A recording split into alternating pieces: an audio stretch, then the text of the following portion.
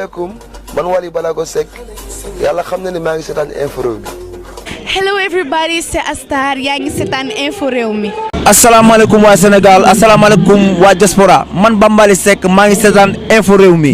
waa info réew mi sàcc nañu sama xol bi de. info réew mi salminima salminima. man Oumou Sow maa ngi seetaan info réew mi ay xibaar yu doy waar xoolal xale yu xarañ ñoo fi nekk macha allah info réew mi moo koy bom. info réew mi naka réew mi kontaan naa ci yéen. waa asalaamaaleykum man Penda Guissé maa ngi seetaan info réew mi wax amul dara amul. parce que information dafa baax ci réew te nag ay bandi ngeen. man maa ngi tudd Timothée Coly te je suis le coordonnateur national de l'amicale des travailleurs de l'électricité. amicale des travailleurs de l'électricité benn kuréel boo xamante ni la moo ëmb prestataires yi nga xamante ni ñoo nekk Sénélec di ci liggéey au niveau national mu nekk Sénégal yëpp donc amicale bi ñi fi nekk ay góor lañ ak ay jigéen jox seen dund Sénélec te ki gën a néewle at ci at yu mu totalisé au niveau de la Sénélec 5 ans de service la donc di toog ay weeru yàlla kenn du leen fay te ñuy nekk ay borom yi xam-xam mais lan moo tax expérience bi nga xamante ni moom lañ am loolu yëpp. à chaque instant bu occasion embauche taxawee rek ñu bàyyi leen fii dem jël seen i mbokk jël seen i partisans politiques ak seen i rakk militants loolu la ñuy développé mu nekk injustice boo xamante ni vraiment dafa jéggi dayoo te boo xoolee ba xool ci biir prestation de service bi nga xamante ni ñu ngi koy def au niveau de la Sénélec nekk na lu doy waar parce que ay père de famille nekk ay soutien de famille nekk ay mère de famille di liggéey Sénélec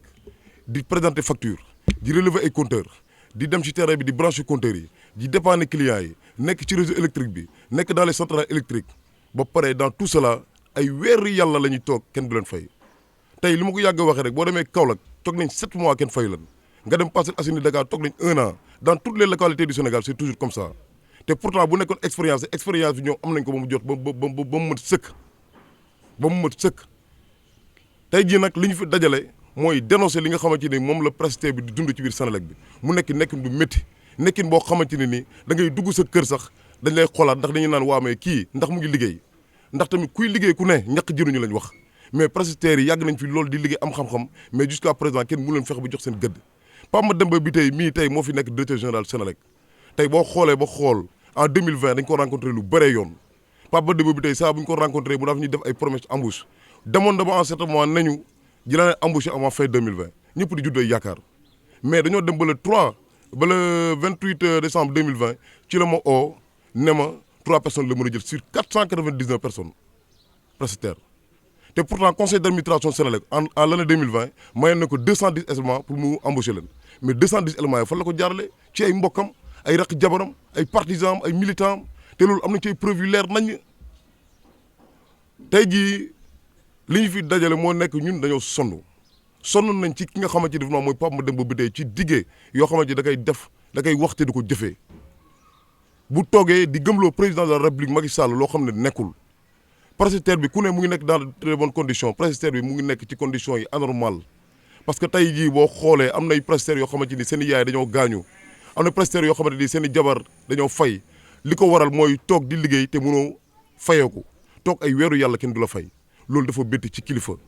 donc tey jii nag ñu ngi woo vraiment opinion nationale bi di alerter tam aussi vraiment ki nga xamante ni mooy les autorités yi nga xamante ni ñoo nekk ci biir réew mi di waxtaan ak président de la République Macky Sall di ko wax ne prestataires yi nga xamante ni ñoo nekk Sénélec tey jii Macky Sall mu ngi naan affaire embauchement vraiment recrutement des jeunes dans la fonction publique pour jàppale ndaw ñi mais nag xam ne carrément prestataires yi ñoom yëguñ seen bopp ci affaire bi ndax directeur général suñ ko bàyyee nii ay raxam ak ay mboqam rek la commencé jël te ba léegi mu ngi ci loolu tey moo ñu métti ba tey ñu toog fii tey di waxtaan ak yéen ñun nag li ñu combattre nii pare nañ ba dem ci ba jeex tàkk duñ ciy reculer te kenn mënuñoo menacer ba ñu def loo xamante ni waruñu ko def dinañ ci dem ba mu jeex tàkk ndax lii c'est un combat de jeunesse c'est un combat boo xamante ni pour notre avenir la parce que képp kuy liggéey ci boîte ñaan nga yàlla tedd fa teral say waajur teral say mbokk teral ñëpp ñi nga xamante ni vraiment jege nañ la mais di liggéey di toog ay weer kenn du la embauché ay 5 ans 10 ans 15 ans nga def ko ci entreprise mais ku def 5 ans ci entreprise yoon sax wax na ne carrément kooku bu ñu occasion embauche taxawee mais dañ la war a embaucher mais lan moo tax Pape Mademba bi tey mi nga xamante ni moo fi nekk tey 210 éléments yi ko conseil d'administration mayoon en 2020 lan moo tax mënu ko woon commencé ci prestataires yi mu nekk lu doy waar loolu nag fu mu toll nii ñun ñëpp manko Sénégal yëpp prestataires yi fu ne dañoo manko daal di wax ne lii daf fiy dagg te li gën a soof Senelec moo nekk cadre Senelec yi nga xamante ne dañoo retraité imagine toi nga def 30 ans de service dans une structure di liggéey Senelec jox sa dund dem ba en certain moment retraité daal di dellu siwaat ci boîte bi Pape Demba Bitèye di leen di jox privilège ñooñu noonu di créer ay GIE ñëwaat di exploiter jeunes yi donc Senelec fu mu toll nii situation bu doy waar moo fa nekk situation boo xamante ne nii cadre retraité yi aussi tamit foog ñuy wax seen mbir parce que tamit nit ku liggéey ay 30 ans de service da nga war a toog sa kër may xale yi vraiment ñu liggéey nit ki nag su fekkente ne da nga bëgg sa réew avancé réew mi ndaw ñi ñoo ko yor réew mi ndaw ñi ñoo koy mujjee kon donc li nga xamante ni liggéey nañ ba retraité ngir yàlla nañ dem toog seen kër yi lii nag du lu ñuy ñaan lii suñu àq ak yëlëf la dañuy ñëw pour jël si ko parce que dañoo liggéey ay at wax naa leen ko sànq ku ci gën a ndaw 5 ans la am tey jii dañoo taxaw former suñu kuréel ngir laaj la régularisation de tous ces 499 prestataires te dinañ ci dox dinañ ci wax ba fu mu yem neex ndax ñii ay boromi kër nañ comme ñoom li ñu nekk ay boromi kër ñii ay mère de famille nañ ñii nekk ay soutien de famille du ñu nangooti kenn du ñu teg bu mu jaam fu mu toll ni exploitation bi Senelec dafa jéggi dayoo te boo xoolee ba xool actuellement ñu ngi commencé waat beneen exploitation boo xamante ni ci jeunes yi la muy dëkk mu nekk dans le réseau te mu nekk lu doy waar te loolu boo xoolee ba xool dañu di gëmloo ay contrat verbal ay contrat yoo xamante ni dañuy jóge ay kilomètres di dox ay 7 kilomètres ci tànk pour relever ay postes loolu dafa doy waar suñu nee ay contrat la te contrat yooyu noonu amul benn prestataire boo xamante ni émergé nga ci benn papier loolu dafa doy waar kon Senelec pratique yi nga xamante ni vraiment moom la directeur général di def au niveau du direction des ressources humaines moom moo ñu neexul te wax naa leen ko temps yii la passé ci génn bi nga xamante ni président conseil d'administration Senelec génnoon na ko fi di wax naan moom su nekkoon ne moom mooy directeur général Senelec chaque année dina jël 200 personnes ci ay mbokkam loolu lu ñaaw la 200 personnes ci ay mbokkam te prestataires yi nekk fii xam liggéey bi su ñu bëggee Sénégal dox jëm kanam nañ def l'homme qu'il faut à la place qu'il faut loolu mooy faire fonctionner une structure loolu mooy tax Sénégal jëm kanam mais mënuñ fi nekk chaque jour rek ku fi toog nekkal say mbokk ku fi toog say mbokk nga fi nekkal te Pape Demba Bitèye depuis bi ñu ko falee ba léegi y a 3 ans amul lenn lu fi def dafa xoj Senelec ba Senelec mënatul nooy ñun nag prestataires on en a marre li ñuy bëgg tey ñaanuñu ko dafa nekk lu nga xamante ni moom lañ moom te dinañ ko jëli te pare nañ vraiment pour def lépp di wax ne carrément fu mu toll nii ñu ngi ñi nga xamante ni ñoo autorités yi ñu dimbale vraiment ndaw ñi ngir def vraiment ñu am xëy ci biir Senelec bi ñu embauché leen une bonne fois pour toutes situation prestataires yi nekk stable parce que ay pères de famille nañ ay mères de famille nañ ay soutiens de famille nañ ñu ngi alerter vraiment président de la République di ko ñaan pour mu wax ak ki nga xamante ni moom mooy Pape Demba Bitèye ci li nga xamante ni moom la yore Senelec mu nekk bu ñaaw donc en grosso modo loolu laa vraiment laa bëggoon exposé di jox rendez-vous gars yi dig demee. joxe woon nañ le 19 bi passé lundi ñoo dugaloon benn demande autorisation marche pour ñu jógee place de la nation ba rond-point RTS pour naqarlu suñu condition bi ñu nekkee ci biir Senelec bi ñu ko dugalee nag ba léegi le 19 lañ ko dugal le 19 avril lañ ko dugal ba léegi nii préfet bi mënuñu wax dara lu leer saa yu fa demee mun naa ñu tey suba te li ñuy laaj nii suñu àq ak suñu yelleef la constitution Sénégal moom moo ko permettre képp ku am loolu naqari am nga droit génn marche constitution bi moom moo ko bind. léegi nag moom bu fekkee nag dafa am leneen lekk ci ginnaaw nañu ko wax mais suñu plan d'action bu njëkk mooy le 28 avril 2021 bii nii dinañ marche pacifique nag marche pacifique la ñu wax képp ku ñëw nag na nga gànnaayoo sa lépp masque lépp na nga ñëw taxaw ñu marche nànk dem ci jàmm ñibbisi si jàmm. léegi nag lenteur yi moom la ñuy wax lenteur administrative parce que préfet dama jàpp ni man moom dafay nekkal buur la fi nekkal xaw ma lan la fi nekkal mais moom li muy def nit ñi jaaduwul doo jox nit ki ni ko ñëwal lundi mu ñëw nga naan ko des na tuuti rek xaaral ba suba mais demain soir c'est vague demain soir ku la woo nii la demain soir nga ñëw ban heure la wax jox la dara demain soir dafa vague léegi nag ñun li ñu koy wax mooy lenn c'est simple moom bu ñu ko mayee dinañ marche bu ñu ko mayee dinañ marche ci kàttanu yàlla bu ñu ko mayee dinañ marche bu ñu ko mayee dinañ marche léegi nag plan d'action bi ci topp encore mooy le 5 mai incha allahu rabi dinañ def sitting devant les locaux de la direction générale c'est Vincent dinañ def sitting bu mag le 5 mai incha allahu rabbi dinañ fa def sitting loolu bu weesoo te Pape Demba bi tey deful dara dinañ dem ci plan dinañ dem aussi ci beneen plan d'action maanaam mooy grève de la faim boobu tamit ñu ngi koy defee ci locaux Vincent yi lañ koy defee incha allahu rabbi te lii nag da koy def wala mu jóge fi mayu keneen ñëw ñun nag suñu àq ak suñu yelleef la ñuy laaj suñu àq ak suñu yelleef droit la képp kuy liggéey ci benn boîte pendant 5 ans yoon li mu wax mooy nga jël ko régulariser ko jox ko embauche am muy liggéey comme ñëpp nit ki nag mënoo nekk chaque jour nag ngay daw di daw ba xëy dee doo am dara Sénégal dafa mel ni ñun rangooñu buur mooy cimetière baadoola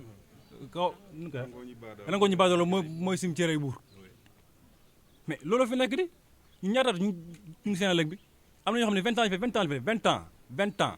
chaque année Senelec def bénéfice ay milliards ñun ñoo koy liggéey ñun ñooy recouvrer ñun ñooy relever ñun ñooy couper ñun ñooy def branchement ñun ñoo nekk ci réseau bi di dépanner clients yi ñun ñoo def lépp te amuñu prime de risque amuñu prime de motivation amuñu lenn prime de logement sax amuñu ko ñun am na ñoo xam ne suñu biir fii nii ñoo xam ne ñu leen waaj a génnee seen kër fii seen location mënuñ ko fay ndax lan loolu ba kañ loolu yëpp ba kañ ñun nag ku sës nag foo nga ku ñu xoj foo nga wequ te ñun dañoo sonn ci biir Senelec bi dañ cee sonn ci on en a marre de situation bi ñu nekk nii ñuy toog ay weer kenn du la fay yow chaque weer ñu fay la chaque weer nga am prime chaque weer nga am lépp yow boo xëy suba rek romb booy nag yéen a ngi noos amul problème yëkkati dara ni la am téeméer a ngi nii mais téeméer lan la mën téeméer ru mu mën mënul dara mënu sax jënd ndékki sax mënu koo jënd waaw mais loolu la ba kañ nag léegi Pape Demba ñooñu abal ci nii wala ci naa wala mu jël ñu ñaar yooyu moom mën a am jël ñu wala mu abal ñu si nii wala si naa te président moom la ñuy interpellé directement nag moom moo ko fi teg bu fekkee mënul liggéey bi na ko fi jëlee indi keneen ñun loolu la ñu wax waaw wasalaam. salaamaaleykum encore beneen yoon Sénégal di jaajëfal ñi nga xamante ne nii ñoom ñooy travailleurs u Senelec yi di leen gërëm di leen sant di wax ne ñun Sénégal su nekkee ne gore nañ ñun sénégalais yi bu nekkee ne gore nañ xeex bii ñii mënuñ cee wéet parce que nga woor ba ngoon jot nga naan ndox mu sedd ñii ñoo tax mu tàng jër nga taal sa clim ñii ñoo tax kon ñun sénégalais yi suñu responsabilité aujourd'hui mooy buñ leen seetaan ci xeex bii ñu ne waxuma sax ay waxu Pape Demba Bitèye yeeg waxu Macky Sall lu dul incohérence nekkuñ ci munoo dig sénégalais yi liggéey am 500 sénégalais yoo xam ne ñu nekk ay prestataires depuis des années munoo leen fexe ba régulariser loolu ay yëfu caaxaan la waaye dama ne ñun waa Sénégal nañu jël suñu ay responsabilités fexe ba accompagner suñu ay papa suñu ay frères suñu ay doom suñu ay sœurs nekk ci xeex boo xamante ne nii lenn jógu ci lu dul suñu ay service parce que Senelec service public la ku ci am satisfaction ku ne ku ci toog sa biir kër taal sa clim mu sedd nga ibbi sa frigidaire naan mu sedd jàppal ne am na ku la koy jox am na ku koy taal te kooku di la ko jox muy travailleurs yi risques yi ñuy jël amuñ indemnité amuñu ay gants chaque jour nga gis ay agents Senelec yëg ci ay poteaux amuñu gants amuñu masque amuñu casque amuñu dara te mun naa waat ne chaque jour nga gis ci ay accident te jamais accident yi ñu déclaré leen ay nit nañ ci ñàkk seen ay membres seen ay loxo seen ay cër seen ay nangam jamais ñu indemniser leen sénégalais yi sax yëguñu ko dañ koy nëppal di ko nëbbal di ko caaxaanee pendant ce temps là ñoom ñu nekk ci kaw ñu ngay jor ay salaires yu dun yore ay oto yu neex suñu ay frères suñu ay mag suñu ay papa nekk fii nag ñoom ci suuf ñoom ñooy nekk ci tali yi nekk ci weñ yi nekk ci fiil yi lonku yéeg wàcc daw génn dara muñ leen ko jox ay yow mi nekk sénégalais nag nga bëgg a toog nag yow ñoom ñi lay jox courant te yow doo leen fa nekkal moo tax kon le 29 bii nii incha allahu rabbi le 28 bii nii incha allahu rabbi il faut que tous les sénégalais sortent ñun xaaratuñu ay autorisation monsieur le préfet yaa gën a xam li am yaa gën a xam li am Macky Sall bi mu bëggee organiser dajale def powam ma fële laajul autorisation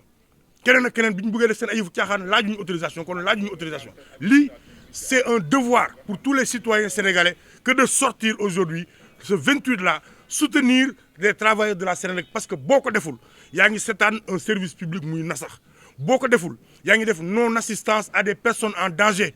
parce que c'est des frères sénégalais c'est des sœurs sénégalais c'est des pères de famille yoo xamante ni ils sont exploités depuis des années état bi parewul pour jël ci ay jumtukaay lenn la Macky Sall xam muy le rapport de force et duñ ci hésité duñ ci dem benn ginnaaw père lu ngeen ci bañuñ ko ci du ngeen ñu jiitu ci mbedd mi te sénégalais yi ñu seraan kenn du leen jiitu ci mbedd mi kon na gars yi le 28 incha allahu rabbi nañu génn pour que ñu régulariser tous ces sénégalais là yi nga xam ne ñi ngi nekk Sénélec di fa liggéey depuis des années te état du Sénégal di leen seraan di leen toxal faalewuñu leen fonkuñu leen